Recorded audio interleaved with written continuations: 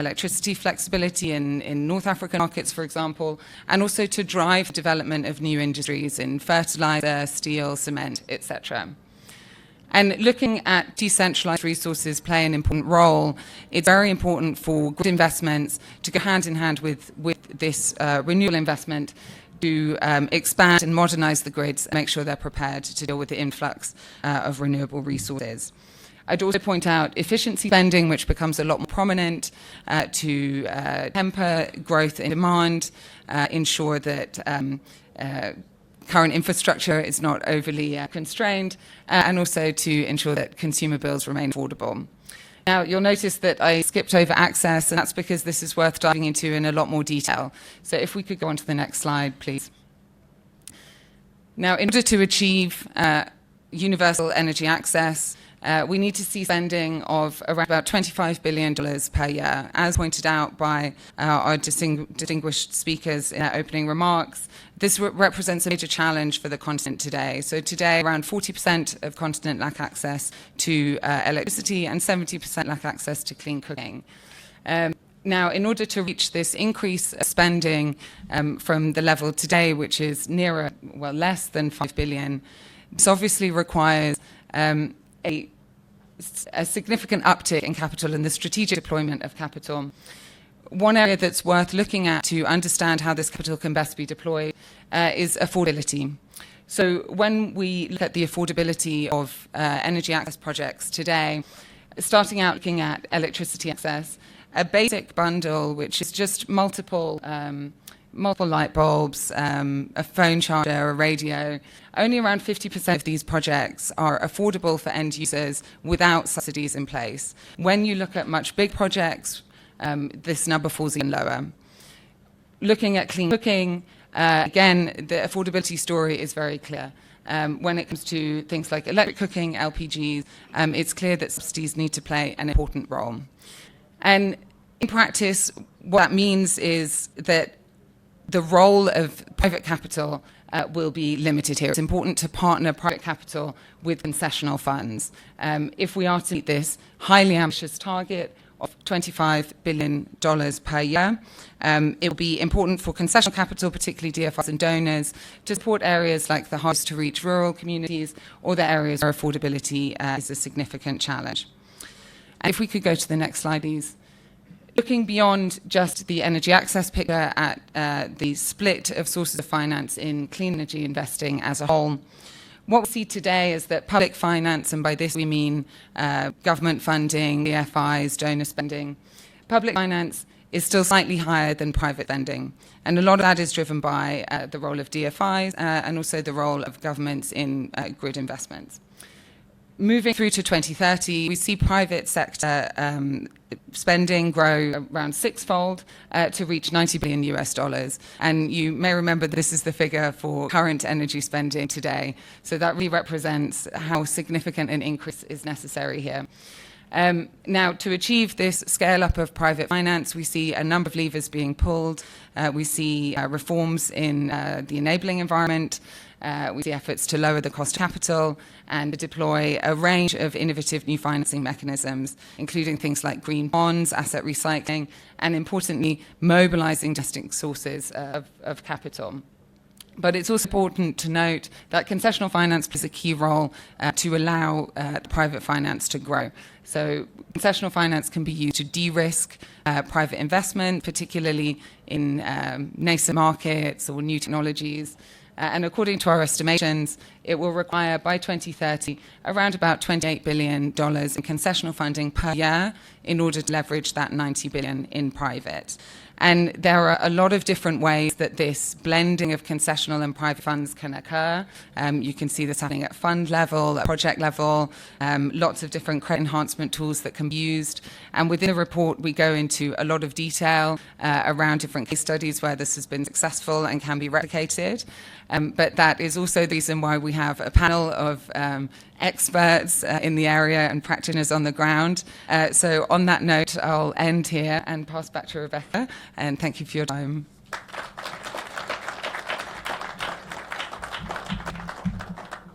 Wonderful. Thank you so much for that, Emma. So So now with all that context, it's like we've all read the executive summary. Wonderful. Thank you, Emma. Thank you. So let's have a very brief chat, as Emma said, with a few key industry experts to unpack what this means for actually doing things differently in terms of attracting investment. Allow me to introduce our three panelists: Mr. Michael France, the team leader for Get Invest; Mr. Chinua Azubike, the Chief Executive Officer of InfraCredit; and Ms. Kombe Ajebo, the Vice President for Product Solutions and Sustainability at the Africa Finance Corporation. Thank you, guys. Thank you, stage. I think I take this one.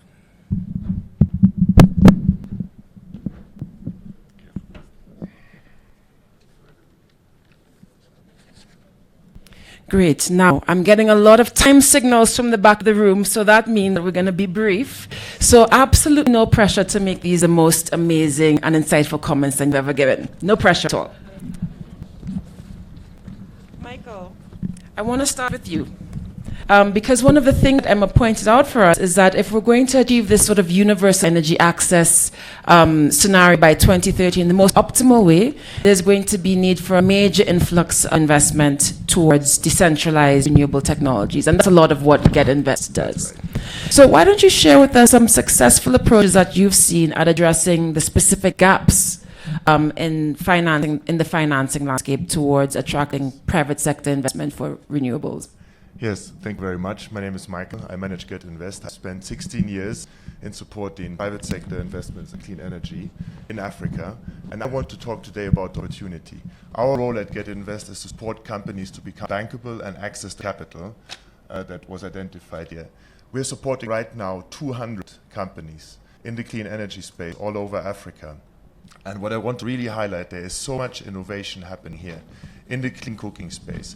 I met electric cooking companies here. That's really on the rise. I believe we should do more LPG. Yeah, in the off-grid solar space, which will play a transitionary role in the mini-grid space. E-mobility, there are players here. E-mobility, and it will interact greatly with grids, with mini-grids. What we need, however, for that is matching finance. I'm really appreciating the work of IEA in this report to identify the gaps that are there. There are solutions already for this. At AFD, you have CEFA. CEFA does exactly this. It breaks down big chunks of money, makes it available to the innovative, to the dynamic, often also African companies that need this kind of capital. We have a severe equity shortage. We have data on this. We have many companies that could take a lot more debt if there was more equity. But we need to also make it more accessible. It's too cumbersome to get that money out of the banks. Yeah? We still have a ticket size problem. We have a cost problem, of course. We need concessionary capital. And we have a local currency finance problem. But there are already ongoing solutions for this. We need to scale those up very dramatically, and thereby we can harness the dynamic potential and what is already happening. It's almost like an avalanche. It's accelerating in private sector. It's happening. And I'm very grateful again for the power that IEA has mobilized, that AfDB is mobilizing to make this happen. Thank you. That was my 2 minutes. Thank you so much, Michael. There could be more debt if there was more equity. I really like that. A lot more. Yes, yeah. My husband is financier. That's the mantra of our house every morning. There could be more debt if there was more equity. So I completely agree. Chinua, that actually transitions really nicely to you and what I wanted to ask you, because another thing that Emma pointed out to us is that it's not going to be just about the amount of finance and increasing that, but also the role of different types of capital. And she talked about, for instance, the need to mobilize private capital that will have to become the focus area of concession funds. And we know right now that for every dollar that MDs provide, we're mobilizing about 25 cents of investment. I think the AfDB is above average at 32 cents, according to our own WRI analysis. So given InfraCredit's work on providing credit guarantees for corporate bonds and so on, can you tell us what are some of the successful solutions that are working to leverage private capital through concession finance? Thank you very much. So InfraCredit, we were established as a specialized credit enhancement facility to provide local currency guarantees and mobilize domestic resources from local pension funds, insurance companies to finance infrastructure development in Nigeria. We're backed by the Sovereign Wealth Fund and international DFIs like AfDB, KfW, AFC, and also InfraCo Africa through Page and private insurance companies. Now, over the past 5 years or 60 of operations today, what our model has proven that there is significant amount of untapped domestic resources that can be mobilized to finance Africa's development. We can deepen the penetration of these assets in our capital market, and we've been able to help finance long-term, 10 years, 15 years, and even 20-year financing from domestic pension funds at fixed rates of borrowing for power plants. And we financed with a guarantee, a hydro was able to raise 15-year financing, a green bond. What was very interesting about that project was that they came back subsequently and raised money without a guarantee because the pension funds became comfortable with the credit risk. And so this means, that the perception of risk versus actual risk really isn't as it appears. And we can scale by collecting data. But again, cost of capital is high because inflation is high in our market. So local currency can appear to be more expensive. But how do we fast track capital mobilization? Because in Nigeria and like most African countries, we have significant amount of pools of domestic resources with our institutional investors. We can blend. And to fast track our transition, we need to mobilize these overseas development aid and assistance and concessional grants and leverage that with private capital, and we've done that. We have been able to work with the FCDO, who provided first loss subordinated debt that allowed us to mobilize insurance companies to lend to distributed renewable solar electrification in rural communities in Nigeria, which seemed impossible. 7-year financing, local currency, average cost of financing inside of 10%, and this allowed up to 7,000 households to be electrified. We're also doing something similar with, rural telephony.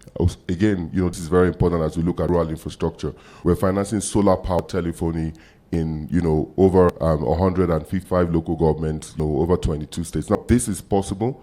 And how do we scale? We want to leverage CEFA.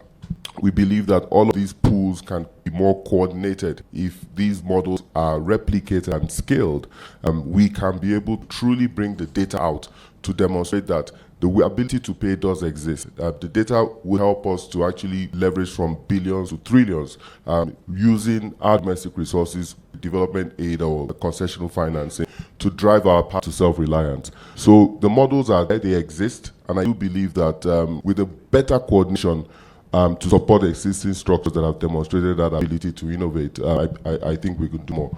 And rating agencies, I just wanted to add that recently we got a rating that put us at a notch above, 2 notches above the sovereign, which actually means that actual infrastructure as an asset class is more resilient and can be priced at a better risk than sovereigns, especially when you have private sector participation. Thank you. Thank you for that, Michael. So it sounds like we have models. It's really about better coordination. And that makes me happy, because that sounds like a solvable problem, the coordination part of things. So thank you for that, Michael. Kome, I want to come to you next, because another thing that I really enjoyed about what Em said was that if under the most optimal scenario by 2030, about half, I think was the number that I saw on the graph, half of this financing for clean energy would be coming from the private sector, and importantly, private sector on the continent.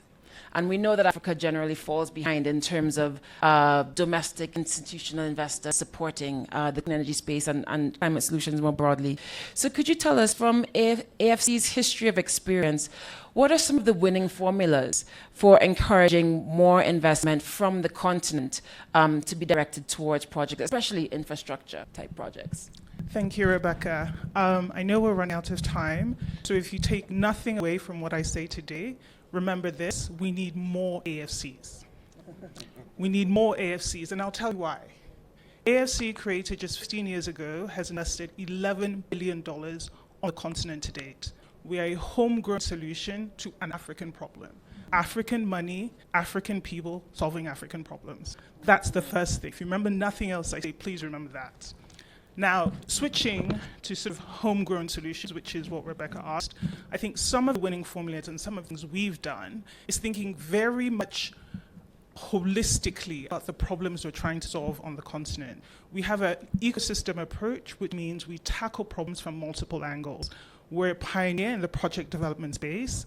We started that very early, many years ago, when many other institutions weren't doing that. Some of the critical examples of projects that we've worked on: just this Sunday, we will be launching the Djibouti wind farm, Red Sea Power, 60 megawatts in Djibouti. We developed that project from scratch. No one brought the project to us. We went to country, sat with the government, tried to understand what their needs were, and developed that from soup to nuts.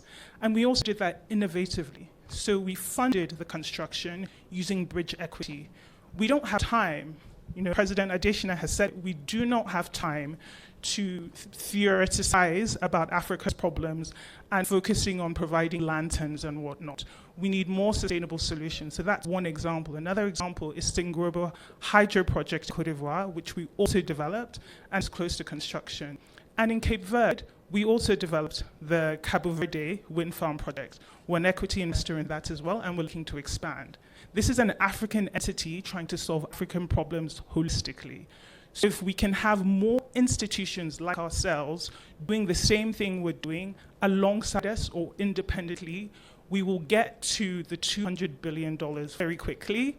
But we really just need to focus on pragmatic solutions. And I'll stop there for now. Thank you. Thank you, Kome. We need more AFCs. I feel like that's going to be another new mantra for me. Thank you for that. Really excellent to know that we just need more institutions that are taking this kind of holistic approach. I'm getting a lot of signals. So we have time for one question from the audience for our panelists. We don't. I'm hearing that we don't. So I will request that you do come up and find them afterwards to ask you a question. I understand that we have there's another session that wants to come in and use the room. Apologies for that. I have so much more that I would love to ask about the equity, about blended finance, about AFC.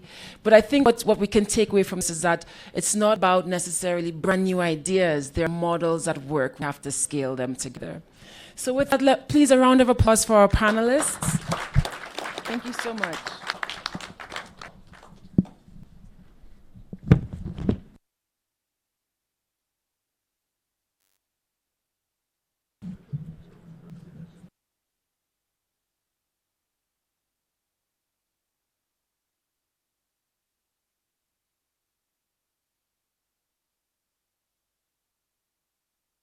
Thank you for that. Wonderful. So our last, as we're closing, oh, sorry.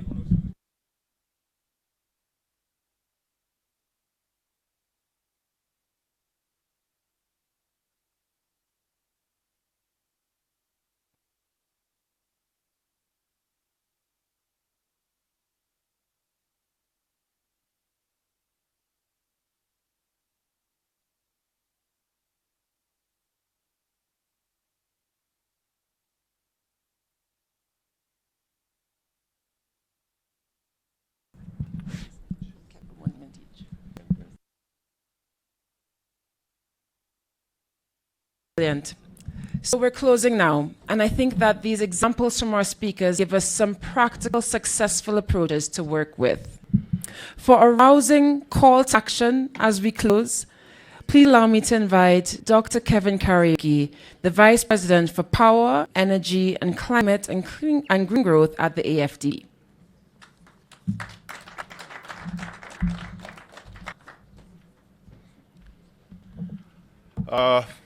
The bank president, my boss, Dr. Adesina, Feti Biro, distinguished guests, ladies and gentlemen. Good morning, and thank you all for gathering here today. We have a real short period of time, so I'll be very, very brief. On behalf of the African Development Bank, I wish to thank you most sincerely for your participation in the launch of this very important report. We appreciate the International Energy Agency for their continued engagement and collaboration with the African Development Bank. Your commitment and cooperation has made this launch of this report possible, and we look forward to collaborating on more regular basis to shape, secure a sustainable energy future for our planet. I think the most important thing today is to highlight two key things. Number one is the issue of clean cooking. We must reprofile clean cooking. And we believe that this report will be a very useful starting point for this particular process. And secondly, another area that we don't speak often enough is the issue of energy efficiency. We say energy efficiency delivers the cheapest megawatts. So again, this is an area that we want to focus and prioritize going into the future. So I sincerely hope that this report that has been launched today kickstarts a concerted effort towards establishing definitive pathway to universal access to clean energy on the continent. We very much look forward to working closely with the project sponsors, co-investors, donors, and governments, many of whom are in this room today, to facilitate the alignment of available expertise, funding, and opportunities in our noble pursuit for universal energy access by 2030 to modern energy for all Africans on this continent. I thank you very much.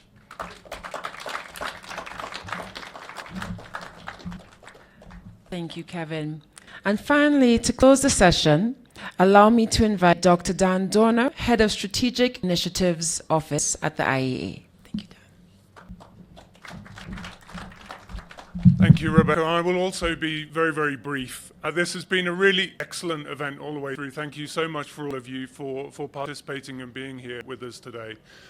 Likewise, I would like you to remember one thing, actually, which is that as Dr. Barol has said, as President Adesina has said, we are really a data warehouse at the IEA. And I want to let you in a little secret that we don't just make the data analysis and insight available to President Adesina, we make it all available to all of you. So it is all readily accessible and available to all of you, both this report available on our website, free to download, but all of the insight, all of the work that we do. So please do use it, please do make the most of it, please engage with our analysts. We're really keen and inspired and happy to help wherever we can. I think as we've heard today, very many inspiring stories, very much an attitude of what can be done. And we really need to make sure that we take that forward from here and make that happen. The scales of finance required in the grand schemes of things really are not that daunting. And we should not be daunted. We should see that it is a necessity, it is an opportunity, and that we all want to work together to make it happen. Very, very lastly, I will say, from the IEA's perspective, it's been such a great privilege and opportunity to be here at the Africa Climate Summit. It's been really amazing. We've participated in so many great events and engaged with so many partners. We also feel, having been here, but also more broadly, we talk about the concept of the IEA family. And most recently, as just another example of that, is this report. But also just a couple of months ago, we saw Kenya and Senegal enter the IEA family as our latest members. Again, just another really strong example of the partnership that we have across the African continent and that we want to see continue to grow. I'll stop there. Thank you so much to our excellent panel. Thank you so much to our distinguished speakers, to our amazing partners at the African Development Bank, and to our wonderful moderator, Rebecca, for the event today. Thank you.